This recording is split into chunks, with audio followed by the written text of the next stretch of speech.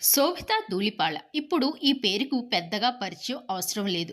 అక్కినేని నాగచైతన్యను పెళ్లి చేసుకున్న తర్వాత బాగా హైలైట్ అవుతూ ఉంది ఈమె.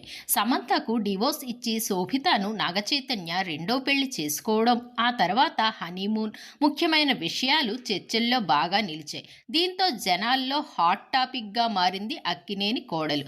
అయితే మరోసారి వార్తల్లో నిలిచింది. ఇందుకు కారణం ఆమె ఓ వివాదాస్పద సినిమాపై కామెంట్స్ చేయడమే.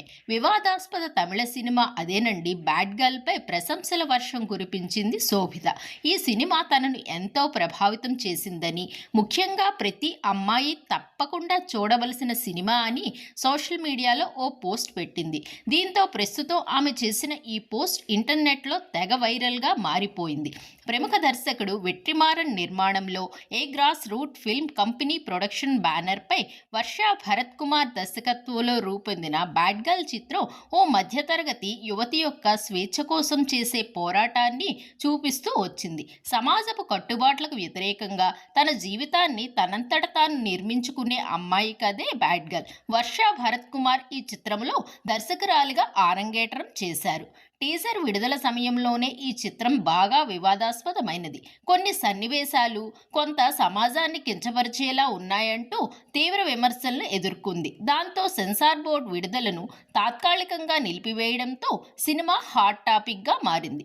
అనేక అడ్డంకులను అధిగమించి సెప్టెంబర్ 5న థియేటర్లలో విడుదలైన ఈ చిత్రం మంచి టాక్నే సొంతం చేసుకుంది. ప్రస్తుతం బ్యాడ్ గర్ల్ చిత్రం సోషల్ మీడియాలో తెలుగు, తమిళం, హిందీ, మలయాళం, కన్నడ భాషల్లో బాగా స్ట్రీమింగ్ అవుతుంది. అయితే ఈ సినిమా చూసిన శోభిత తన ఇన్స్టాలో బ్యాడ్ గర్ల్ నన్ను బాగా నవ్వించింది, ఏడిపించింది. చాలా రోజుల తర్వాత చాలా మంచి సినిమా చూసిన అనుభూతి నాకు కలిగింది.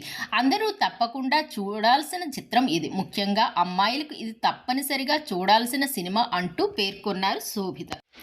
అలాగే దర్శకురాలు వర్ష భరత్ కుమార్, నటి అంజలి శివరామన్లను శోభిత బాగా అభినందించారు. కాకపోతే శోభిత పోస్ట్పై నెటిజన్ల నుంచి మిశ్రమ స్పందనే వచ్చింది. కొందరు ఆమె అభిప్రాయాన్ని సమర్థిస్తూ ఉంటే, సినిమాలపై పాజిటివ్ కామెంట్స్ చేస్తూ ఉండగా, ఇంకొందరు ఇలాంటి సినిమాలపై ప్రశంసల అంటూ శోభితను ట్రోల్ చేస్తూ కూడా ఉన్నారు.